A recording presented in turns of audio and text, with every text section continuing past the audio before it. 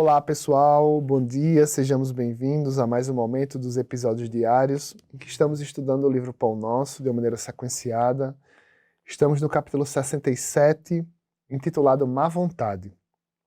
Tem um trecho de uma carta de Paulo aos Efésios que diz o seguinte: Não vos comuniqueis com as obras infrutuosas das trevas. Eu vou até ler de novo para aprender.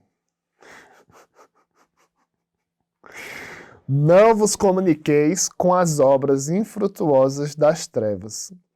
E aqui ele discorre um texto, como foi a estrutura linguística do passado, boa vontade, em uma relação de causa e efeito. Eu vou inverter. No texto passado, eu primeiro comentei e depois li. Agora eu vou ler e depois comentar, para ficar dinâmico, né, pessoal? Má vontade gera sombra. A sombra favorece a estagnação. A estagnação conserva o mal. O mal entroniza a ociosidade. A ociosidade cria a discórdia. A discórdia desperta o orgulho. O orgulho acorda a vaidade. A vaidade atiça a paixão inferior. A paixão inferior provoca a indisciplina. A indisciplina mantém a dureza de coração. A dureza de coração impõe a cegueira espiritual. A cegueira espiritual conduz ao abismo. Entregue às obras infrutuosas da incompreensão, pela simples má vontade, pode o homem rolar indefinidamente ao precipício das trevas. E aqui vai muito esse texto para nós que estamos ainda gravitando na questão 101 do Livro dos Espíritos, que diz lá que o nosso comportamento é caracterizado como um comportamento de espírito imperfeito. Desculpe-me te dizer, se você não sabe, mas se no teu psiquismo, se na tua mente, se na tua estrutura de pensamento habitam pensamentos como vaidade, orgulho, egoísmo, mágoa, nem que seja bem tiquititinho assim, é porque nós estamos aí conjugados, abraçados na questão 101, quando Kardec vem tratar a respeito da escala espírita. E Emmanuel traz uma reflexão que é importante nós fazermos a respeito do pensamento. O pensamento é energia, o pensamento é vontade. Ou conforme um texto maestral, que ele tem um livro, Pensamento e Vida, né? Ele vem falar na força da vontade. E a vontade, pessoal, ela é um principal impulso da mudança do nosso comportamento. A questão 909 do Livro dos Espíritos registra que a vontade é uma grande aliada que nós temos de mudarmos a nossa estrutura de padrão mental. Porque todos nós estamos imersos em uma estrutura de padrão mental. E o hábito é muito difícil de ser mudado. E tem um texto que eu reputo importante em O Evangelho segundo o Espiritismo, lá no capítulo 23, intitulado Estranha Moral. É um texto do próprio Kardec, em que ele vem dizer o seguinte: toda ideia nova forçosamente encontra oposição e nenhuma há que se implante sem lutas. Se você quiser registrar aí, está no capítulo 13, item 12, quando Kardec vem escrever a respeito da passagem do Evangelho não vim trazer a paz, mas a divisão, que Jesus veio apresentar outro padrão de pensamento em relação às Escrituras, em relação à lei de Deus, em relação ao reino dos céus.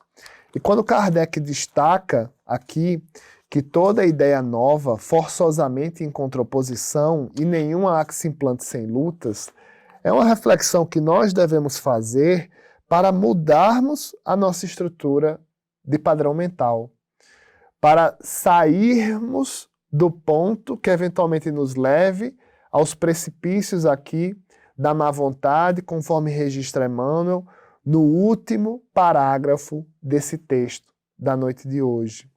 E nós devemos ter em mente que temos várias estruturas para mudarmos o pensamento ou para sairmos dessa má vontade escrita pelo benfeitor.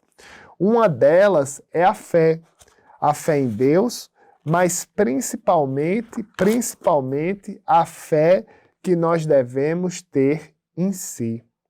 Às vezes a gente passa por uma situação em que nós ficamos céticos, em que nós ficamos desacreditados, em que nós pensamos que não temos mais forças para reagir. Quando chegarmos a esse momento, novamente, tenhamos um tempo para si, um tempo para respirar, um tempo para se recompor e um tempo para refletir. Sim, nós estamos em um processo evolutivo.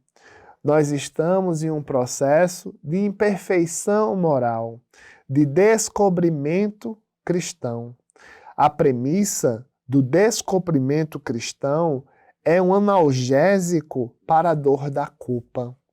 Não sei se você já sentiu culpa, eu já senti muita culpa. Hoje em dia, tenho modulado muito isso com o pensamento espírita.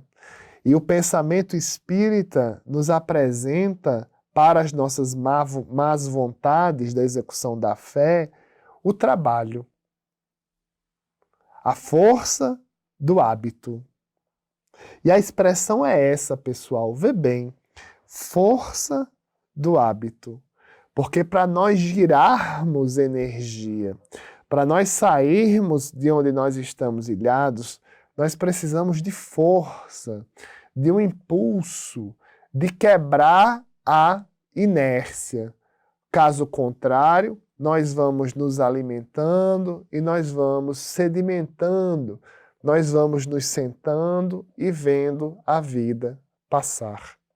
Mas é natural que tentemos fazer um processo de arregaçar de mangas. É importante que nós tenhamos fé em si, que efetivamente podemos descruzar as pernas e nos levantar para seguir a nossa caminhada. As nossas quedas dizem muito sobre a gente. As nossas dores ensinam muito a respeito do quanto nós temos a necessidade de sermos acolhidos. Evitemos os julgamentos que nos impõem tanto peso. Evitemos os julgamentos que nos aprisionam em uma perspectiva de culpabilização. Porque o nosso processo já é um pouco difícil. A proposta reencarnatória é nós nos alinharmos com a justiça divina.